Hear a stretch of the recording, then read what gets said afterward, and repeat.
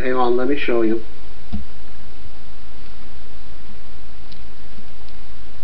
Oh, I'm sorry. I was thinking your young guard was what you're talking about. My bad.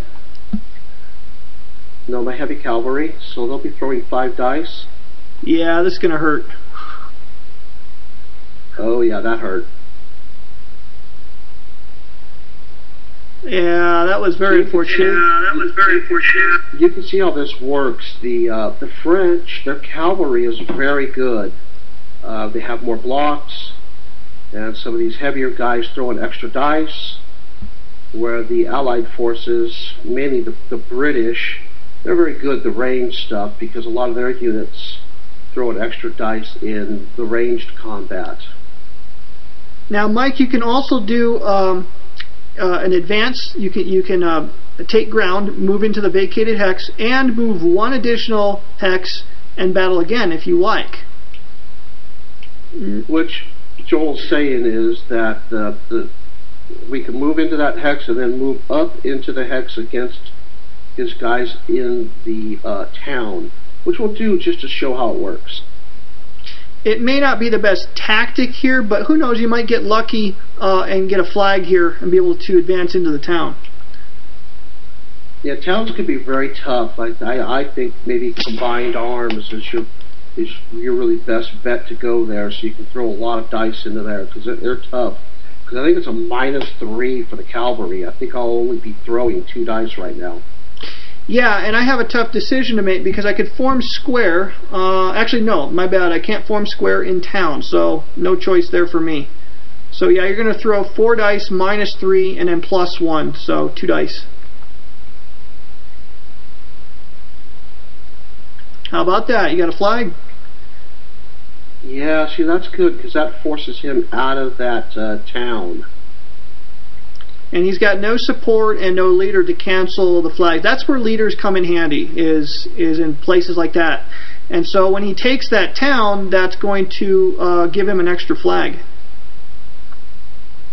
Now, can I do one more advance? I don't remember. Yeah, you can always take ground after a melee.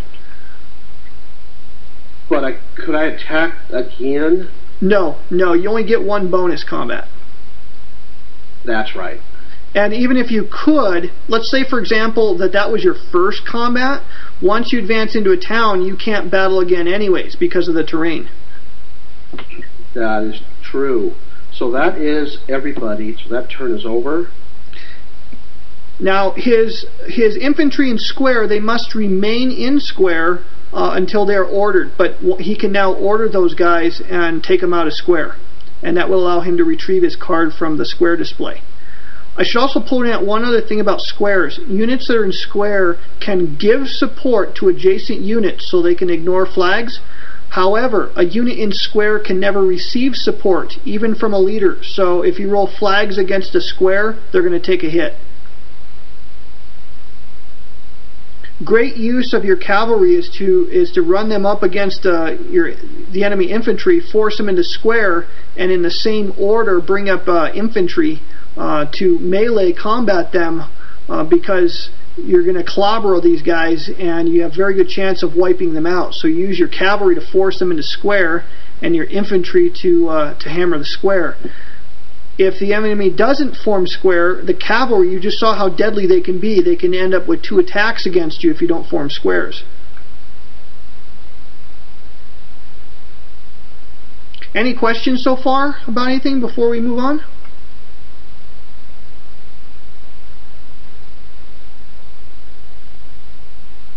Yes, I have a question. You mentioned giving units in square can give support. They can't receive support. And I'm not sure if you've discussed what support means. Does the support mean just the ability to cancel dice? Yeah, support means if you have if a unit is adjacent to 2 friendly units, those other friendly units are, quote, giving them support. So that means, for example, this foot artillery here, he is receiving support from the guys next to him, like this guy and this guy, are giving support to this guy in the center here with the yellow dot. Okay, what that means is the guy with the yellow dot can ignore a flag because he's adjacent to 2 guys giving him support. On the other hand, let's switch this around a little bit here. Give me a second. Put the red dot there, yellow dot here, and the red dot here. If we do this, the square is adjacent to 2 other guys, but he cannot receive support from them. So flags are still going to count against the infantry that's in square. Does that make sense now? Got it. Thanks.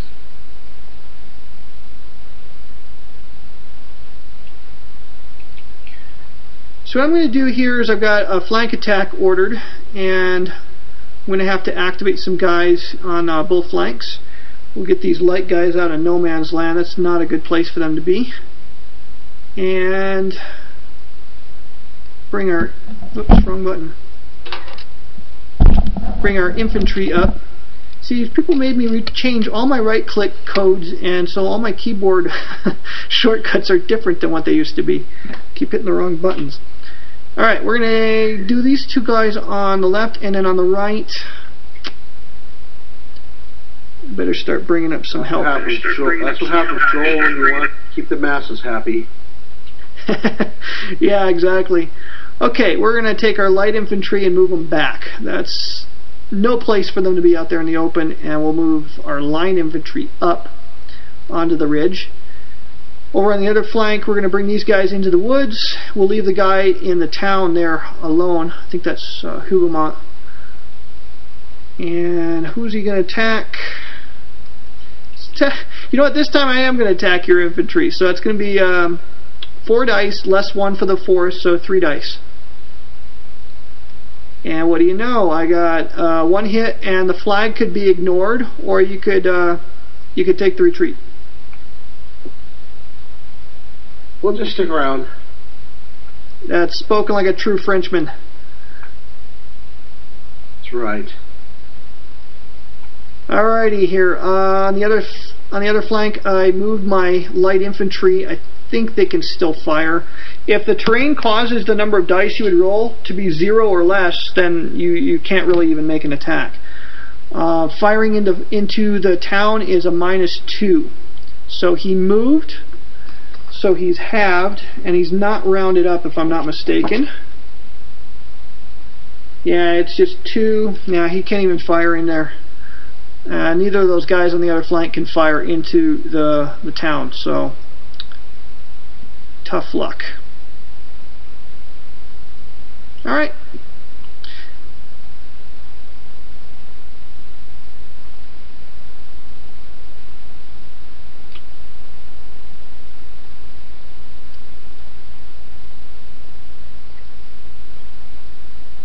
So right now, because you've taken that town, you've actually gotten 3 of the 6 banners. What you can do in the module to correct the stats is you can drag one of these victory banners out and simply clone it, and then stick them back in that pile, and it'll calculate it properly.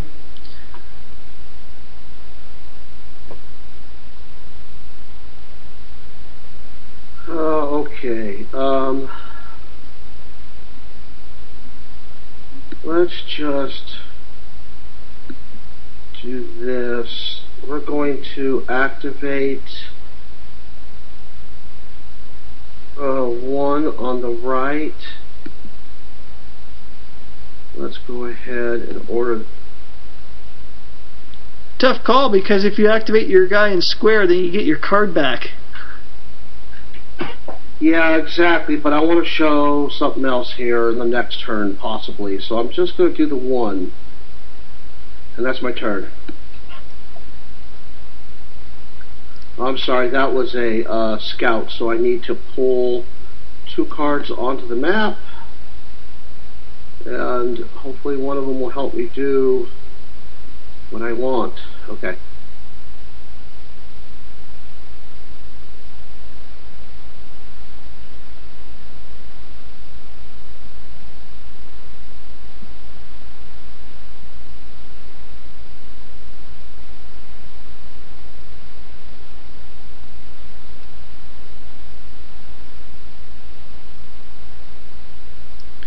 Okay, activating out of the center here.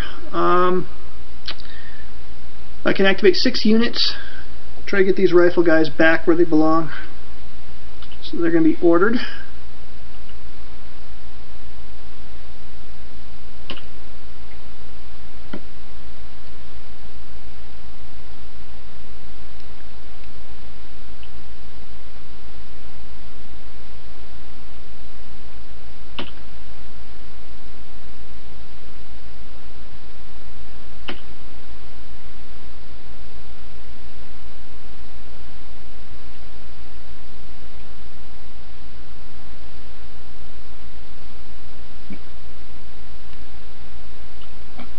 Okay, we're going to do this. That'll give us our 6 moves.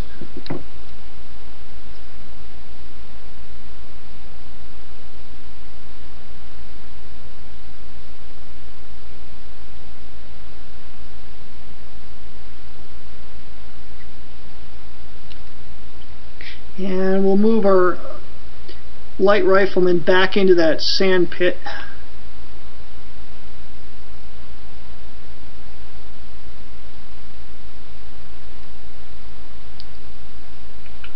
Okay, no real combat abilities this turn except for my artillery, so we'll go ahead and put a attack marker on him.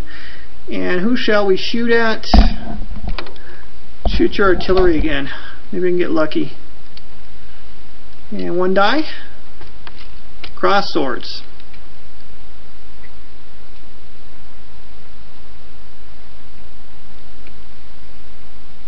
Back to you, sir. Okay, alright, we're going to do something, like I said, this isn't a very smart move, but I just want to show, oh, wait a minute, I don't have a card to do it. Never mind, hang on.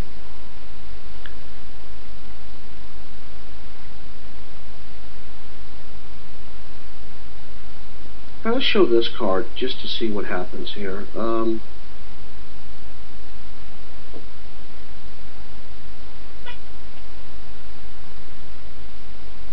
Okay, what I do here is I will be rolling battle dice equal to my command.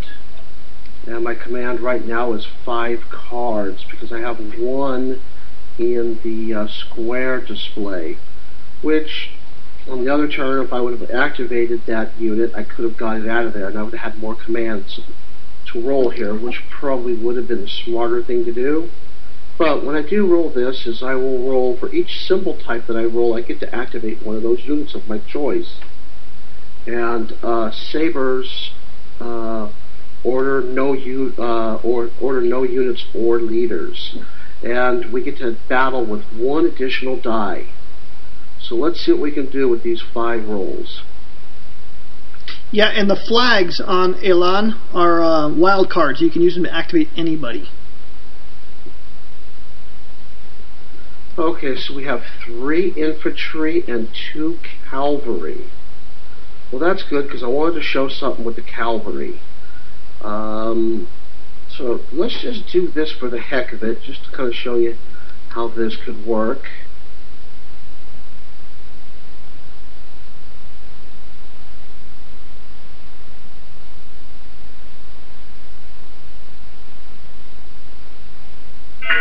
That would be the 2 cavalry units. And now we've got 3 infantry units. Unfortunately, that's really not going to help that much, but... Well, just start moving your infantry up. Come on, I need things to shoot at. That's it. I need things to shoot at. That's it.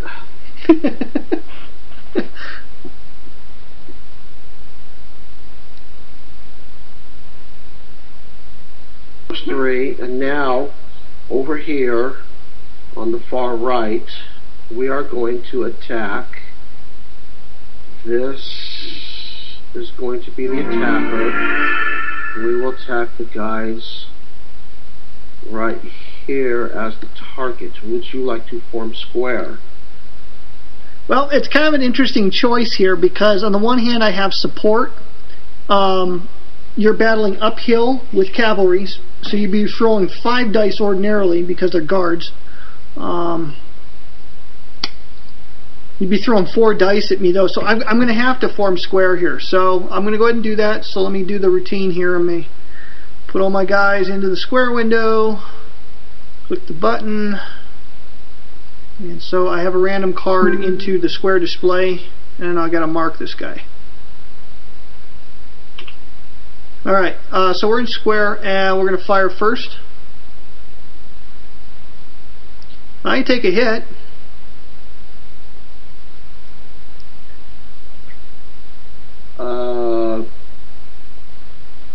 I take a hit. Yeah, because I rolled cross swords on you, right? Oh wait, hold on. Those are lights. They may not hit on that. Hold on. Oh yeah, that's right. I don't know.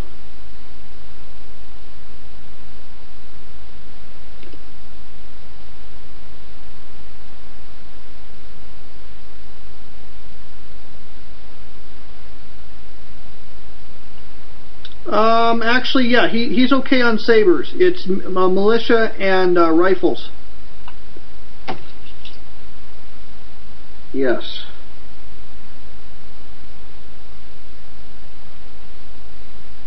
Unfortunately, I didn't bounce you. So now we're down to 3 dice. Yeah, but you're firing against a square, so it's a maximum of 1 die. Correct.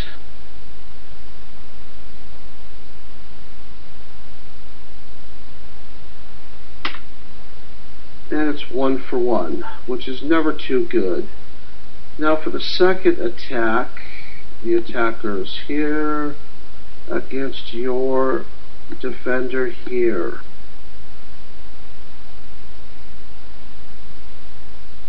Gutsy move. Yeah, I just want to show how it worked. Going to get cut down on the next turn. Yeah, if you don't force him out of there, it's going to be painful.